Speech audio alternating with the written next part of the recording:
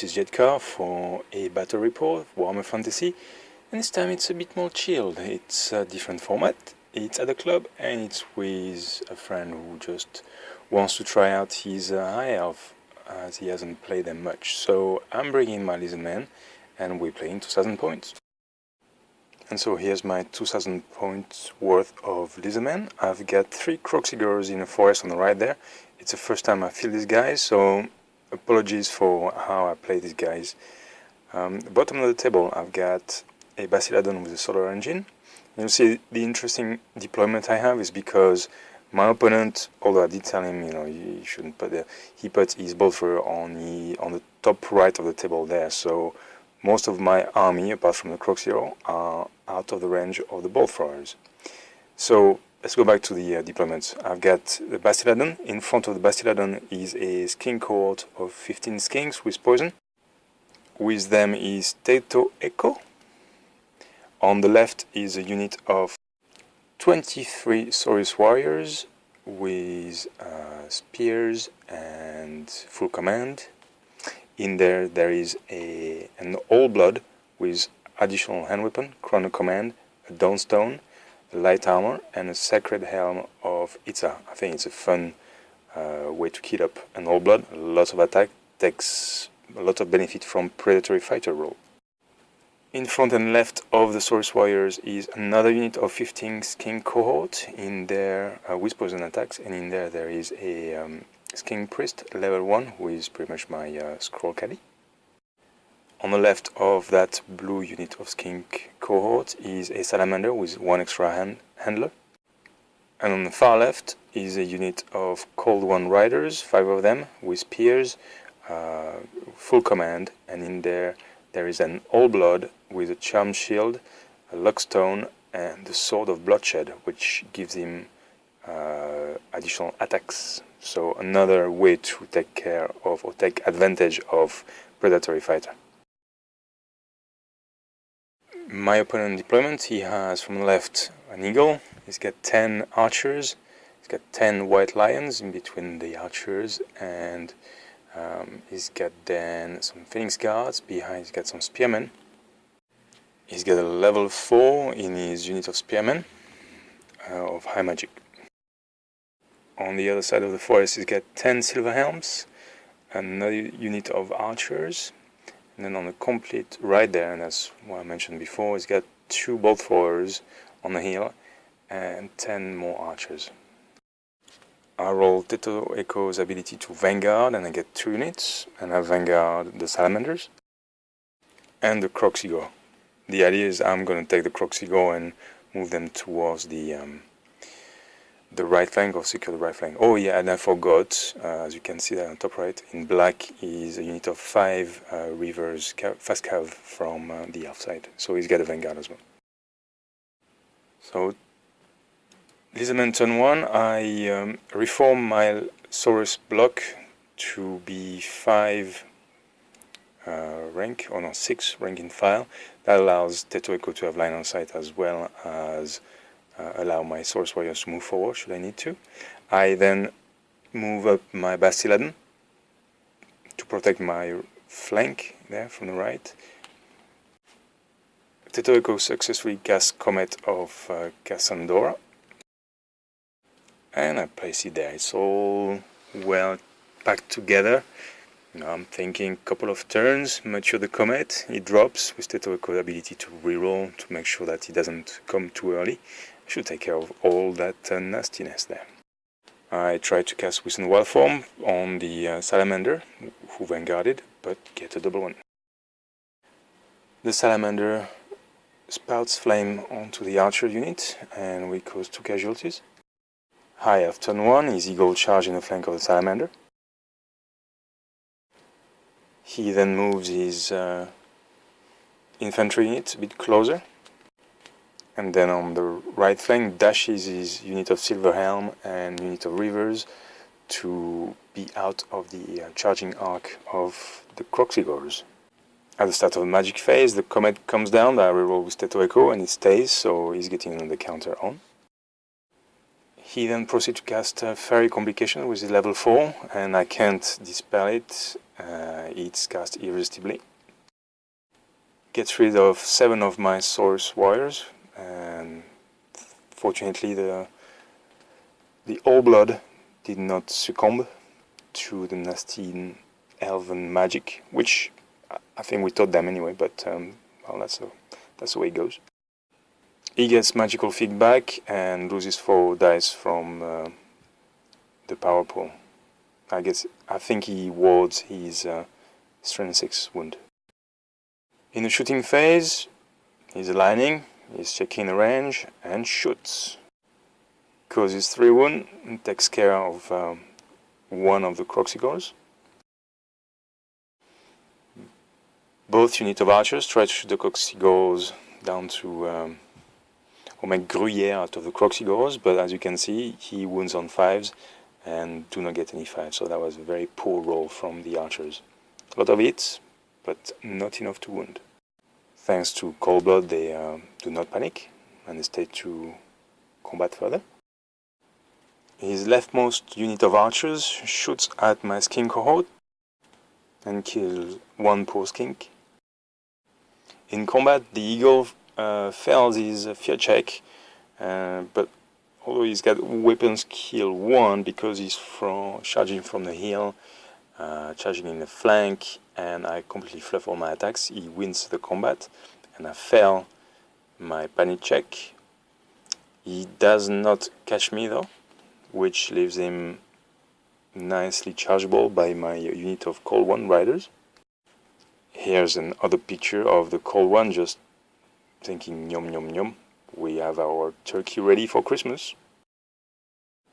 And here my idea was charging the flank of the eagle and overrunning hopefully into the white lions. There's only 10 of them. I get my character a champion and a lot of attacks with the Cold Ones I'm riding. I'm hopeful, but that's the plan anyway. Lizardmen turn 2, my salamander rallies. I charge the Cold One riders.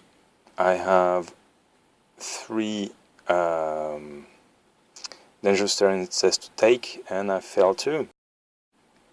The eagle decides to flee. I catch him, however, which is a good thing. I then reform the skink cohort to move like so to provide support and maybe squeeze in between the salamander and the unit of Cold One riders. In the middle, and sorry this is not in phase, but the Saurus warriors charge the Silver Helms. And yeah, sorry, so it was a bit of a brain farm on my part. I charged the Saurus warrior, I rolled 2 dice. And I said, oh damn it, I needed an 8 or 9, and I only get 8 on my 2 dice. But I forgot to add the movement of Saurus warrior. So of course, you know, we went through the magic phase, and then I realized, hold on a second, they made it. So my opponent agreed. I moved the Saurus warriors into combat. So that's why for the magic phase, you can see the Saurus warriors as they seem to have failed that charge, but they didn't. It's just that I forgot to add my movement to the charge. Sometimes it happens. Anyway, in the magic phase, I decide to use all my dice to try to dispel fiery complication, and I fail. I roll a 19 and I need a 20 or something, so Saurus warriors will die. Yes, they will. The comet does not come down, and I'm happy about that, so that's another mark on. And then I think I tried to cast a Wisdom Wild Form, but he 3 dice dispel it and irresistibly dispel it, so no Wisdom Wild Form for me. The Silver Helms go first, it goes 2 casualties. My All Blood and the whole unit go to town onto the Silver Helms, cause 5 casualties on their side, so the charge, the +3, the banner, we win a lot. He fails his panic check and runs away. I decide to reform, not to offer a flank charge. I've got low probability of catching up the Silver Helms anyway. I'm on 2 dice, he's on 3 and got much more movement. High Elf turns 2. He charges his White Lions in my Cold One riders, and I'll take that. His Silver Helms rally, big surprise, and his unit of Phoenix Guards come forward or closer. I think he did try a charge. It was a long one and it fell, so he got that close there. The comet comes down with 3 markers on, and these are the wounds. So I wound on 2 on everything. And the comet does a clean sweep of all the units in the area, which is brilliant, exactly what I wanted the comet to do. So thank you, comet. So yeah, I lose 5 swords to fiery complication this turn. My old blood is safe. And so from this angle, my Saurus Warrior block looks much more easy to take with all these elves around. So yeah, I have to do something about that. But it's on my turn, and my opponent carries on. He's trying to soul quench the unit of Saurus Warriors, but do not do anything. And then he tries to arcane and forge Teto Echo, but of course he's got no armor, so he wounds me on a 6 and fails to win, and therefore fails to get rid of an item. He then casts Tempest.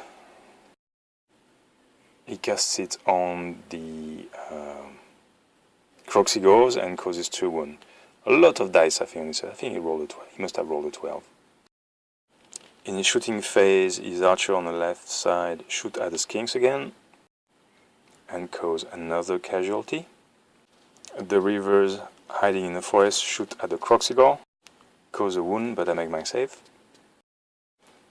And on to combat phase. The fight between the White Lions and the Cold One Riders with my Old Blood on the Cold One. My Cold One has 8 attacks, strength 5 with predatory fighter, and you see there.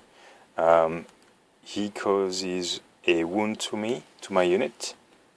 I cause a lot of wounds on his, but of course he's stubborn. And stick. Lizardmen turn 3, my Saurus Warriors charge the Silver Helms. It's time to finish the job. My Croxigores move up to try to get in combat with the Phoenix Guards and the Lancers. My Skink Chief, who moved up into this unit of Skinks previously, charges out of the unit of Skink into the side of his unit of White Lions, next to the Old Blood there. The Salamanders lines up to spout flames at the unit of Phoenix Guards. And I move up the Bastiladon in such a way that he will be able to take a piece of the action this turn. I cast Harmonic Convergence, but it's dispelled. I cast Wizened Wild Form, but I fail by 1. With a level 1, and then I cast something else, but it doesn't do much, so very poor magic phase from my side, unfortunately. On to shooting. The Salamander aims, spouts, and goes and misfires, turns around, and gobbles one of the handlers just to clear her throat. On the bright side, Fiery Complication didn't do much on my Saurus block this turn, and we go straight into combat. The Old Blood is brutal with the extra hand weapon and the Helm of Itza, so impact hits. The Old Blood tanks a bit of the attacks. The Saurus Warriors soak a few wounds, and then they break them. They do a lot of attacks, predatory fighter and all.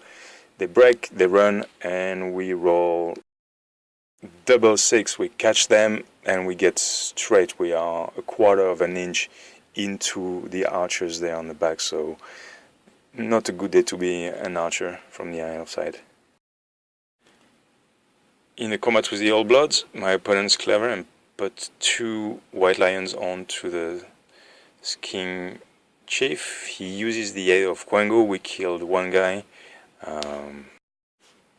The rest of the unit hits my unit, kill another Cold One Riders, but my Cold One and the remaining Riders just go to town and cause 6 wounds, so kill the remainder of the unit. They overrun, but it seems that the Cold Ones were a bit tired from all that munching and chomping, so they don't go that far, and they are sitting ducks for the archers to go ahead. on the bright side, they are out of the arc of charge from the Sphinx guards. High Elf turn 3, and you can see what the Reavers contemplate at the moment. Almost get rid of all these Croxigors nasties. His unit of Sphinx guards, I believe, or Lancers, I'm not sure. Maybe they are the seaborne people. Anyway, this infantry with lances tries to charge, and he unfortunately rolls a 5. I think he needed a 7. So he fails his charge onto the Croxigor. The Reavers, however, decide to take care of the action and charge the rear of the Croxigors. 7 dice, I get 6, as you can see there on the top of the table. Fiery Complication kills 4 more Saurus Warriors, and I'm down to a single rank with my Old Blood in there, so we still have Lookouters, not that I'm gonna need it. He casts Soul Quench, but I've been able to irreversibly dispel it. He then casts Tempest on my Skink cohort with Predatory Echo, and cause a respectable 7 wounds. Fortunately, the unit do not panic. In a shooting phase, the archers try to get some arrows into these scaly skin Sauruses, but do not succeed. In combat, the Reavers cause 2 wounds, finishing one of the model from the Croxigor unit, and the remaining Croxigors gets rid of 2 Reavers, swinging his huge stone axe there. The Croxigors lose combat and they fail their panic check. They are run down by the Reavers, as you can see there. I like these guys. I think they have a lot of power potential, but I need to play them a bit more, so I know how to place them. Making them handle the whole right flank was maybe a mistake. Maybe I should have provided some support, maybe from Bastiladon. I'm not sure at all. But I like the models, and I like what they, the idea of having these guys, especially if you consider they have Predatory Fighter as well.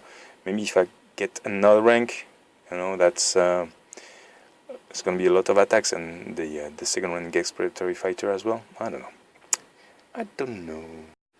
If you have any suggestions with regard to Croxigors and how to run them and how to play with them, let me know and comment below. Thank you. The combat with my general does not go well for the Elves. He does not get any wound through, and I basically finish the unit and then reform. Lizardmen turn 4, I charge the Bastiladon in the flank of the Reavers.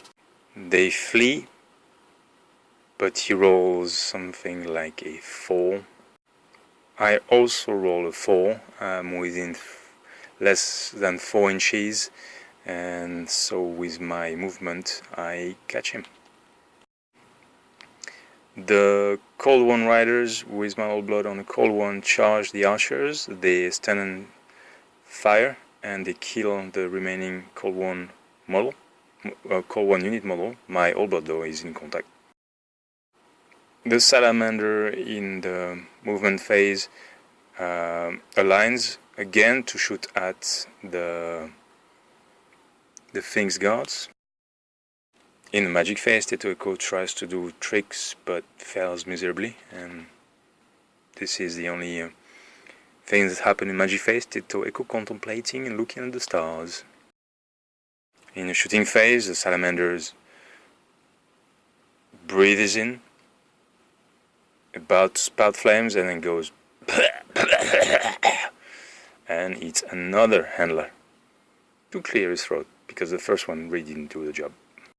And as you can see there, unfortunately my Bastiladon did not only overrun by 4 into the Reavers, and can be charged in the flank nicely by the Swordsman. Straight into combat, my Old Blood on the Cold One just rips another one to the poor Elves archers. I fail my Predatory Fighter. Well, I'm Predatory Fighter, so I have to overrun, and I do, and it end up there. Which leaves to High Elf turns 4, and of course he charges his greatsword into the flank of my Bastiladon. I forgot to mention in the previous turn, Fiery Complication gets rid of 2 of my Saurus warriors model from the unit, which leaves the Old Blood, the Champion and the Standard. In his magic phase he casts a large Soul Quench and gets it onto the Source Warrior with the Old Blood. Gets rid of my big block of Source Warriors, damn spells, and causes a wound to the Source Old Blood. I get rid of all his shooting, so in combat straight away the Swordsmen get rid of the Bastiladon and reform to face the Source Old Blood. And then we go straight into Lizardmen turn 5. I charge my Old Blood into the Phoenix Guards. What the heck? I then move up my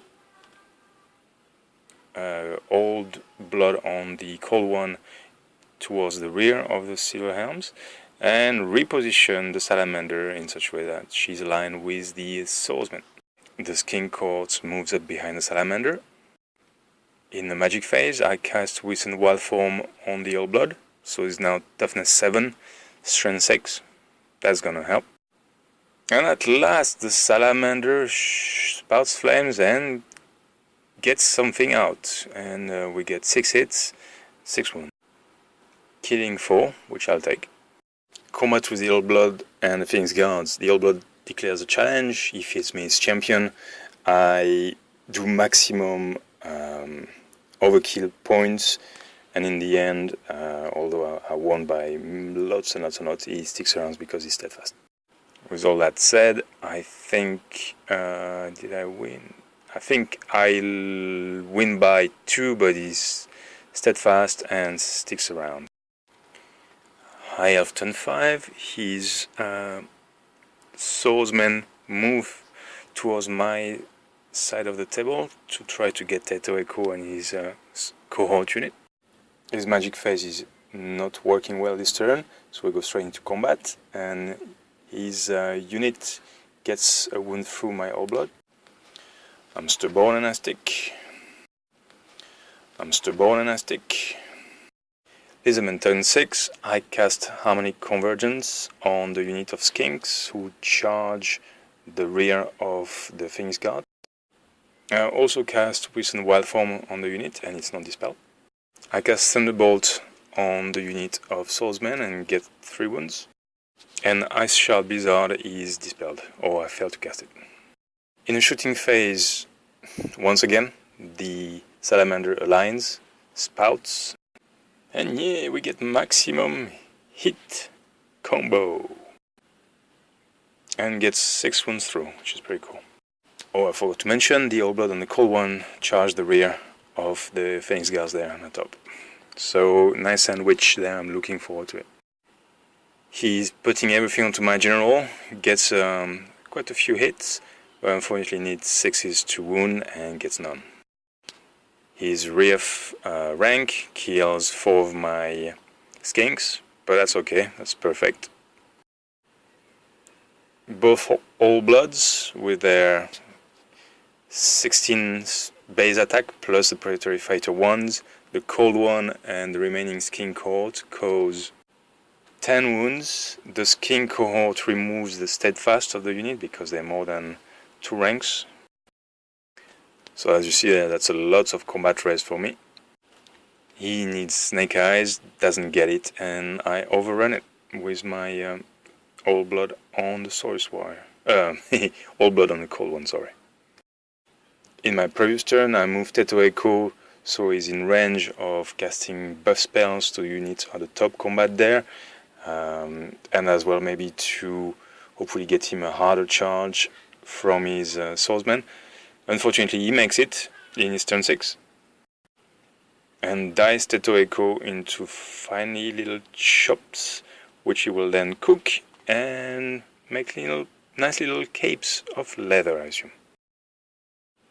And that's the end of the game. I hope you enjoyed. It was quite interesting. A lot of back and throws. Really like to play this kind of list with Lizardmen. The Source Old Bloods are awesome in combat. They're not the best fighting unit or fighting model, but they sure can dish out a lot of power. I think Teto Echo in 2 units of Skink Cores there is quite something. It's the first time I play as well a Skink Chief BSB. probably not a good idea to send him to combat, especially against white lions. Yeah, the salamander could have done a bit more to kill things, but all in all, of course, yeah, the dangerous terrain didn't help on the Cold War Riders, but all in all, quite a good game, quite a challenge.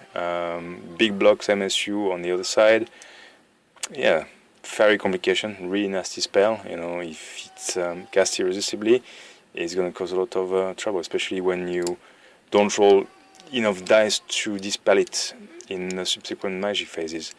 But of course, my MVP, I guess, is, it's a draw between my general and the Comet. The Comet who took care of two his bow throwers and a unit of archers in one go after having waited to have enough counters to make it strength 7 to cause enough wounds on the bow throwers. There you go. Hope you enjoyed. That's another battle report in the box. Thank you very much. Please leave a comment below if you need to.